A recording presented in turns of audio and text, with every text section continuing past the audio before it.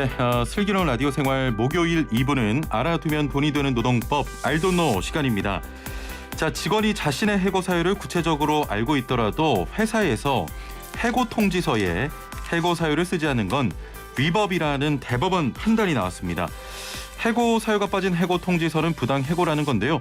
관련 내용과 함께 부당 해고를 막기 위한 방법 자세히 짚어보겠습니다. 자, 방송 들으시면서 노무에 대해 궁금한 점 있는 분들, 또 직장 생활로 고민이신 분들, 단문 50원, 장문 100원의 유료 문자 샵 0945번으로 보내주시길 바랍니다. YTN 라디오 유튜브와 애플리케이션 댓글창도 여러분을 맞이하고 있습니다. 자, 그럼 함께 말씀 나눌 분 모셔보죠. 소나무 노동법률사무소 김효신 노무사와 함께하겠습니다. 안녕하세요. 네, 반갑습니다. 예. 일주일 만에 또 뵙는데 네. 한 주간 어떻게 지내셨습니까? 네, 뭐 잘 지내고 있습니다, 여전히. 네. 예. 요즘은 좀 어때요? 그 코로나19가 장기화하면서 노무 관련한 문제가 많이 좀 접수가 됩니까? 뭐 저번에 퇴사 상담 엄청 많이 해드린 적이 있잖아요. 예. 그 이후부터는 계속 퇴사 상담이 많으셔가지고. 그러시군요. 제가 뭐 유쾌하지는 않습니다, 사실. 예. 네. 알겠습니다. 자, 지난 화요일에 대법원이 해고 통지에 대한 판결을 내놓으면서 네. 원심을 뒤집었습니다. 네. 해고 사유가 빠진 해고 통지서 자세하게 어떤 내용입니까?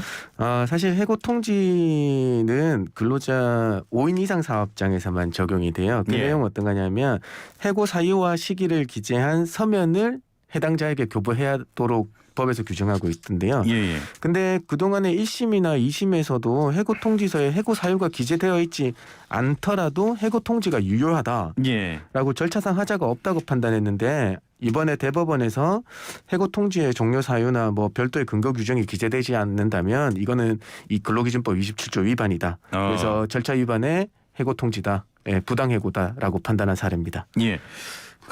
1심과 2심에서 회사가 이긴 사건을 대법원까지 가는 그런 사건인데요. 네. 상당히 의미 있는 판결 같은데 사건 간단히 좀 소개를 해주시죠. 네, 맞습니다. 우리가 사실 대법원까지는 잘 가지는 않죠. 예. 극소수만 한 10% 정도만 대법원으로 이제 가는데요. 이거는 뭐 회사명을 제가 알려드려도 될 것 같아요. 왜냐하면 언론에 다 퍼졌기 때문에. 네네. 사실 이분이 현대중공업하고 근로계약을 체결한 그 뉴욕주의 변호사 자격증을 가지신 사실 변호사분이세요. 그래서 대법원까지 판결을 구할 수 있었던 것 같아요. 내용은 어떤가 하면 그러니까 2010년 11월 30일부터 정규직 계약을 체결하고 근무하고 오다가 갑자기 2015년에 회사에서 일방적으로 고용 계약을 종료하겠다고 그냥 통지해버린 거예요. 거기에서 우리 여기 변호사분이 너무 불합리하다고 생각해서 대법원까지 해서 승소한 사례인데요. 사실 우리 일반 근로자들이 해고 통지서를 못 받거나 받더라도 이 사건 같은 경우가 많아요. 보면 해고 통지서에 뭐 3월 10일부로 해고 이 정도 해서 뭐 사유도 모르고 퇴사한 경우들이 많거든요. 그래서 이 사유가 기재되어 있지 않으면 절차 위반의 부당 해고다라는 걸 확인시켜줬다는 점에서 큰 의미가 있다고 생각합니다. 네. 지금 해당 기업처럼 규모가 큰 회사에서도 법을 잘못 해석해서 위반하는 경우가 좀 있는데 작은 회사나 가게에서도 해고 통지서로 해고 통보를 하는 경우가 있습니까? 거의 드물죠, 사실. 왜냐하면 그래도 요즘에는 뭐 좀 소개가 많이 되고 많이 하셔서 뭐 예전보다는 나아졌는데, 여전히 뭐 해고 조그마한 기업에서 해고하려면 문자나 카톡 아니면 우리 말로 그냥 내일부터 나오지 말라거나 뭐 이런 경우들이 되게 많습니다. 그래서 이거는 뭐 해고 사유가 인정되고 뭐 해고 양정이 인정되고를 떠나서 절차 위반이기 때문에 그냥 바로 부당해고에 해당되거든요. 해고가 무효가 돼버리니까 이 점을 좀 주의하셔야 될 것 같아요. 오늘 주제가 해고니까 제가 얼마 전에 그 기사로 좀 본 것 같은데 정확한 내용은 아닙니다만 이제 회사에서 저성과자에 대한 해고가 좀 쉬워졌다 이런 걸 본 적이 있는 것 같거든요. 네. 그거 역시 현대중공업에서의 그 저성과자 해고에 대한 그 판단이었거든요. 네, 여전히 그 저성과자에 대한 해고는 어떤 그 분의 저성과자들의 그 업무 스킬이나 업무 실력을 향상시키는 프로그램들을 단연간 운영해 왔을 때 인정을 받을 수 있는 그런 조금 요건들이 있습니다. 그렇게 우리가 생각하는 만큼 저성과자 1년 바로 저성과 됐다고 해서 해고한다고 하면 어떠한 그 우리의 뭐 그냥 소위 말해서 갱생의 기회 더 자력할 수 있는 기회를 주지 않는 저성과자의 해고는 여전히 무효라고 판단되고 있습니다. 그렇군요. 네. 자, 그렇다면 부당 해고라는 판정을 받기 위해서는 어떤 요건들을 좀 갖춰야 됩니까? 네, 뭐 세 가지입니다. 사유, 절차, 양정 이 세 가지를 갖춰야 되는데요.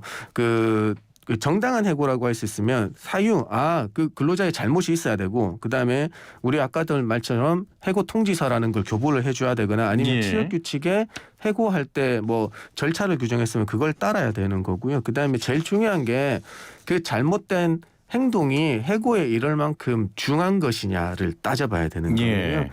그래서 뭐 여기서 절차는 아까 말씀드렸지만 뭐 구두 절차, 문자나 카톡 통보는 다 무효라는 걸 알려드린 거고요. 양정은 역시 뭐 잘못된 행위가 그만큼 해고에 이를 만큼 중한 것이냐 요걸 따지게 됩니다. 예. 네.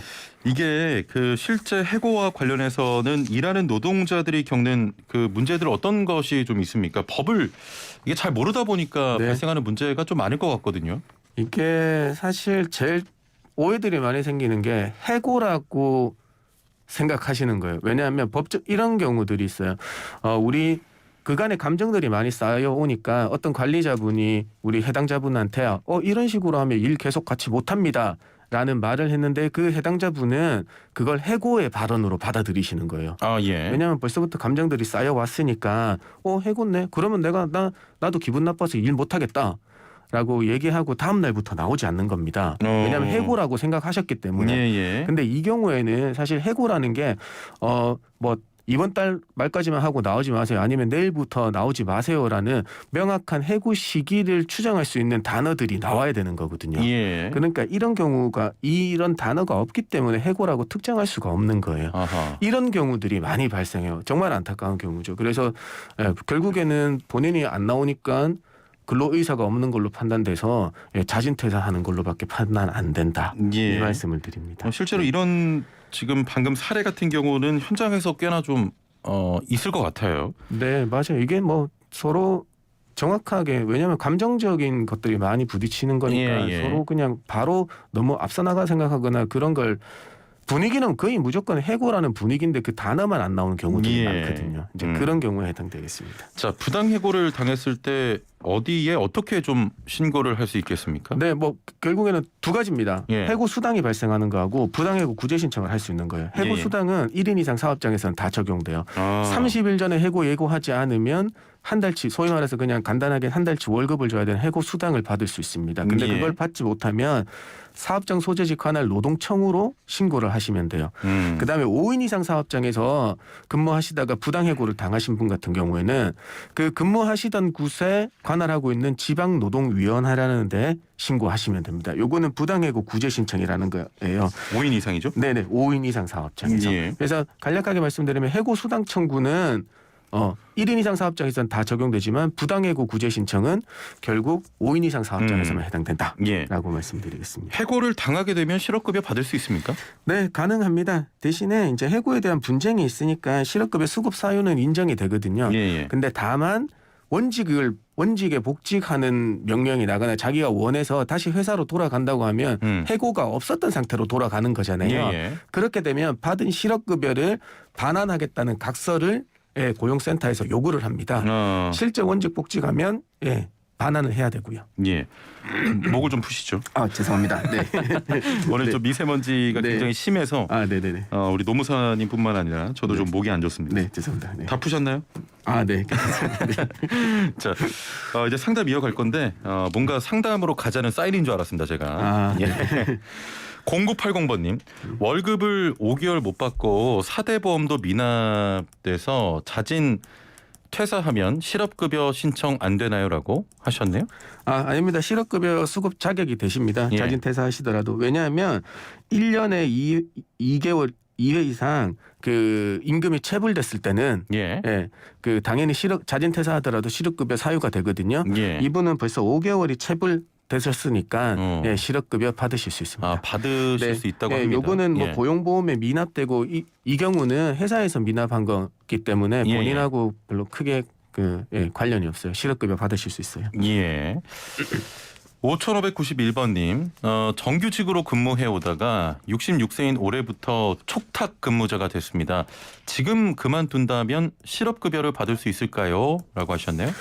네, 정규직 근무하시다가 결국에는 어떤 하루나 뭐 다른 그 단절 기간이 없이 그냥 신분만 촉탁직으로 바뀌셨으면 예. 이분은 계속 근로하고 있다고 봐야 되거든요. 65세 이상에 고용돼서 계속 근로하고 있는 것으로 봐야 되기 때문에 요거는 실업급여 수급 사유가 됩니다. 예. 네. 자, 단문 50원, 장문 100원의 유료 문자 샵 0945번으로 노무 관련한 궁금증 그리고 힘든 점 보내주시면 바로바로 상담 도와드리도록 하겠습니다. 자, 1128번님, 20년 4월 1일 입사했는데 어제 3월 10일 회사가 문을 닫았습니다. 퇴직금 받으려면 어떻게 해야 될까요? 라는 질문이네요. 네, 원래는 20년 4월이시고 지금 21년 3월 10일이잖아요. 예. 그러면 1년이 근속이 안 되셨거든요. 그렇네요. 네. 그러면 사실 퇴직금은 1년 이상 근속하신 분한테만 지급이 돼요. 예. 사실 한 달 정도 한 달도 아니죠. 21일 정도 모자라시는데 조금 안타깝지만 퇴직금 지급 대상자는 되지 않습니다. 아, 그렇군요. 네. 좀 또 코로나19 때문에 좀 이렇게 문을 닫는 회사들이 굉장히 많은데 안타깝습니다. 네.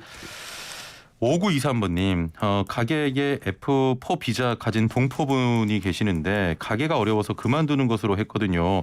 이분도 실업급여 대상인가요?라고 여쭤보셨네요. 이분 F4 재외동포 분들 같은 경우에는 그 고용보험에 임의 가입이라고 해서 본인이 가입을 원하실 때만 하실 수 있어요. 그러면 대부분에 보면 고용보험에 가입 안 되시거든요. 사대보험을 취득신고해서 해서 뭐 체크해서 넣더라도 그분의 동의서가 들어오지 않으면 고용보험은 자연적으로 그냥 취득 안 하는 걸로 행정상 처리하게 돼 있어요.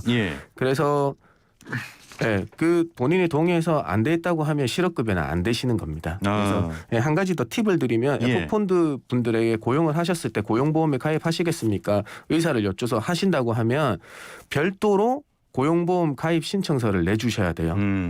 그래서 그때부터 그날 이후로 다음 날부터 고용보험이 적용되는 거거든요. 네, 그 점 알고 계시면 되겠습니다. 7022번님, 사장님, 부장님, 과장님, 대리님, 저 이렇게 5명입니다. 회사가 어려워서 한 명이 나가야 된다고 했고 제가 나가는 것으로 결정됐다고 월요일에 그러셨고요. 내일까지만 일하라고 하는데 이거 불법 아닙니까? 라고 하셨네요. 지금 사장님, 부장님, 과장님, 대리님 그다음에 질문 주신 자 분까지 5명. 5명이시라고 했는데 근데 사실 저기 사업주 사장님은 근로자가 아니니까 근로자 수에서 빼야 되거든요. 그러면은 여기 사업장은 4분이신 것 같아요. 그러면 4분이신 것 같은 경우는 결국에는 여기를 보면 갑자기 해고 통보를 했기 때문에 그 부당해고는 맞지만은 노동위 4명 사업자니까 부당해고 구제 신청은 못 하시는 경우에 해당돼요. 그렇네요. 5명 이하니까요. 그 대신에 월요일 날 말씀하셨다고 하니까 30일 전에 해고 통보를 하지 않으셨죠. 그러면은 관할 노동지청에다가 회사에다가 먼저 해고 수당 달라고 말씀하시고 안 주면 임금 체불에 해당되니까 그 관할 노동지청에 신고하셔서 받으실 수 있습니다. 네. 7675번님. 아는 후배가 통장 압류 때문에 아르바이트 월급을 받아야 돼서 제 통장으로 입금을 좀 받아달라고 해서 그러라고 했는데 몇 달이 지나 저에게 종소세가 150만 원이 나와서 달라고 했더니 준다 하고 연락이 끊겼습니다. 알고 보니 압류 때문이 아니고 실업급여 받으려고 저에게 부탁한 거더라고요. 신고하게 되면 그 후배가 좀 법적 처벌을 받을 수 있을까요? 3년 정도 지났다고. 네. 실업급여 부정수급에 해당되는 거니까요. 네, 그분은 뭐 소득이 있으시면서도 실업급여를 받으셨으니까 부정수급자로서 배액 상환을 해야 되는 거고 거기에 조력하지 않다고 연대 책임을 져야 되는 겁니다. 네, 그 말씀만 드리겠습니다. 네. 그러면 이분도 책임이 있습니까? 아니요, 이분은 실업급여를 받으실 수 있는데 조력한 게 아니라 그 금전을 받을 수 있는 그 통장을 제공해 드린 거죠. 네. 그래서 별도로 실업급여 받는데 부정수급의 조력자라고는 볼 수 없을 것 같습니다. 그렇군요. 네. 알겠습니다. 자, 오늘 말씀은 여기까지 듣도록 하겠습니다. 감사합니다. 네, 고맙습니다. 네, 지금까지 소나무 노동법률사무소 김효신 노무사와 함께했습니다.